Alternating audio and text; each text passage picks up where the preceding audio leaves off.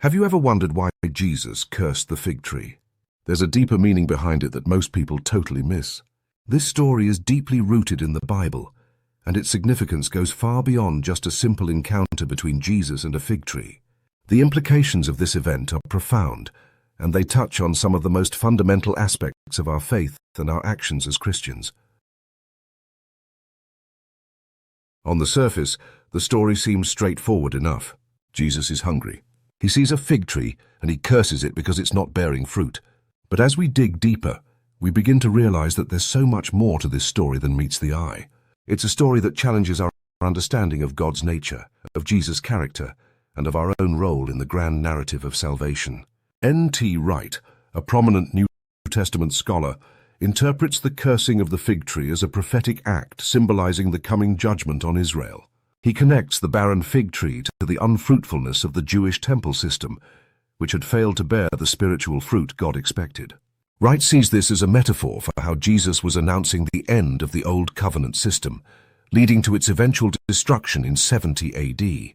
So what exactly happened to Jesus' fig tree? Why did he curse it? And what does this event reveal about the nature of God and our relationship with Him? These are just some of the questions that we'll be exploring in this video, and I hope that by the end of it, we'll have a deeper understanding of this pivotal moment in the life of Jesus. Craig Keener, a biblical scholar, sees the fig tree episode as an illustration of faith and prayer. He highlights how Jesus uses the withering of the tree to teach his disciples about faith that can move mountains. Mark 11:22-24. Keener argues that this lesson is not about magic-like power, but about trusting in God's ability to bring about His purposes through prayer. There's a lot of confusion surrounding the event where Jesus curses the fig tree. I mean, why would he do such a thing? The tree wasn't even in season, so why would he expect it to be bearing fruit? It seems harsh, even cruel, to curse a tree simply because it's not doing what we want it to do. And yet this is exactly what Jesus does. So what's going on here, RT? France sees the cursing of the fig tree as a messianic act of judgment. He emphasizes that Jesus, as the Messiah, had the right to judge Israel's spiritual condition. France connects this event with Old Testament passages where Israel is likened to a fig tree. Hosea 9:10, Jeremiah 8:13. Since the tree bore leaves but no fruit, it represented Israel's outward religious show but lack of true righteousness. One of the biggest questions that people have about this event is why Jesus would curse a tree for not bearing fruit out of season. I mean, it's not like the tree had a choice in the matter. It's not like it was refusing to bear fruit or anything like that. It was simply doing what came naturally to it, which was not bearing fruit at that particular time of year. But despite the apparent injustice of the situation, Jesus still curses the tree. William Lane interprets this event as a dramatized parable, where Jesus performs a prophetic sign rather than just telling a story. Lane argues that the incident, when viewed alongside Jesus' cleansing of the temple, reinforces the theme of divine judgment. The fig tree, like the temple, looked impressive from the outside, but failed to fulfill its intended purpose. And if we're being honest, it can be a bit difficult to reconcile this event with our understanding of Jesus as a loving and compassionate God. I mean, this is the same guy who taught us to love our enemies and to turn the other cheek, right? So why would he do something that seems so harsh? One possible explanation for Jesus' actions is that he's not actually cursing the tree itself, but rather the principle that it represents. In other words, Jesus isn't really concerned with the tree's ability to bear fruit or not.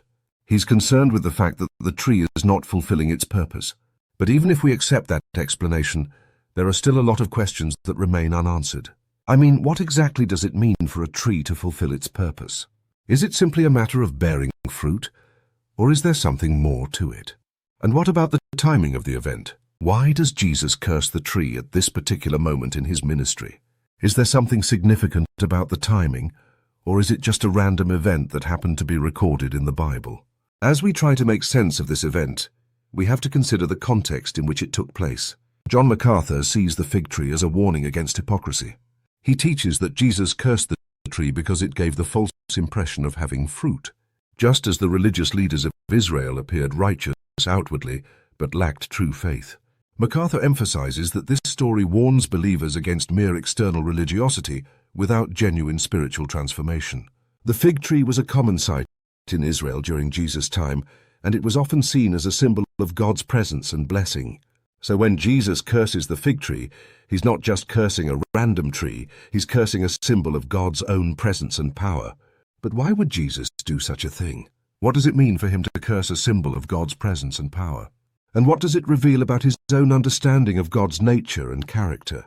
One possible answer to these questions is that Jesus is trying to make a point about the way that we relate to God. The fig tree was often seen as a symbol of God's presence and blessing, but it was also a reminder of Israel's failure to produce the fruit that God desired. So when Jesus curses the tree, he's not just cursing a symbol of God's presence, he's also cursing the way that Israel had failed to live up to God's expectations. But what does this have to do with us? I mean, we're not ancient Israelites, and we don't have to deal with the same set of circumstances that they did. So why should we care about Jesus' encounter with the fig tree? One possible reason is that Jesus' encounter with the fig tree has a lot to say about our own relationship with God.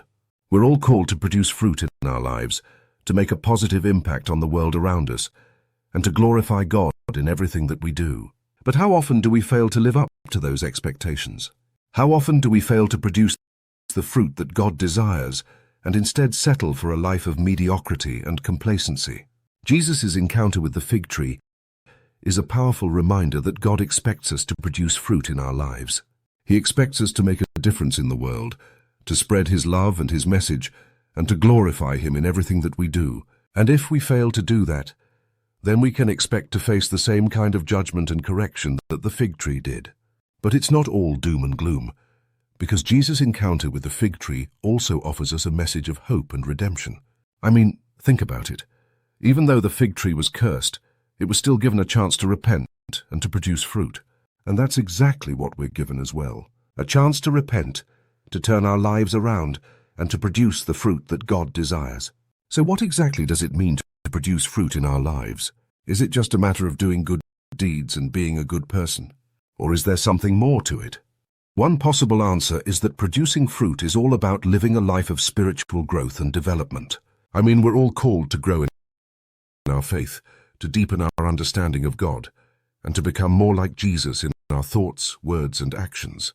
And when we do that, we start to produce the kind of fruit that God desires, fruit that's characterized by love, joy, peace, and all the other qualities that we see in Jesus. But it's not just about individual spiritual growth. It's also about community and accountability. I mean, we're not called to live isolated lives, but rather to live in community with others, to support and encourage each other, and to hold each other accountable for producing fruit in our lives. So what does it mean for us to hold each other accountable? I mean, is it just a matter of checking in with each other and asking how we're doing? Or is there something more to it?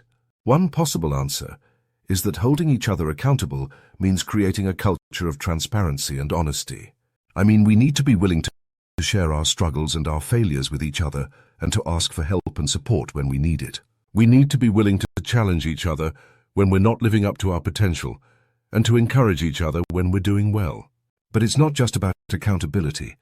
It's also about expectation. We need to have high expectations for each other, to believe that we're all capable of producing amazing fruit in our lives, and to encourage each other to strive for greatness.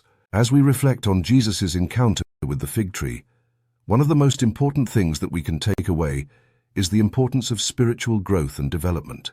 We're all called to grow in our faith, to deepen our understanding of God, and to become more like Jesus in our thoughts, words, and actions.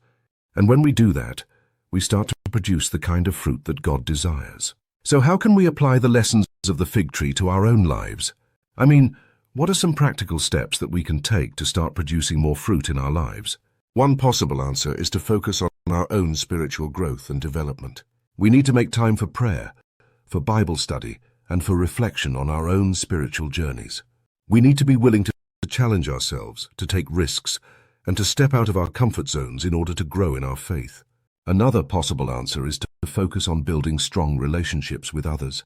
We need to surround ourselves with people who will support and encourage us, who will hold us accountable for producing fruit in our lives, and who will challenge us to become more like Jesus. As we summarize the insights that we've gained from the story of Jesus and the fig tree, one of the most important things that we can take away is the importance of living a life of spiritual growth and development.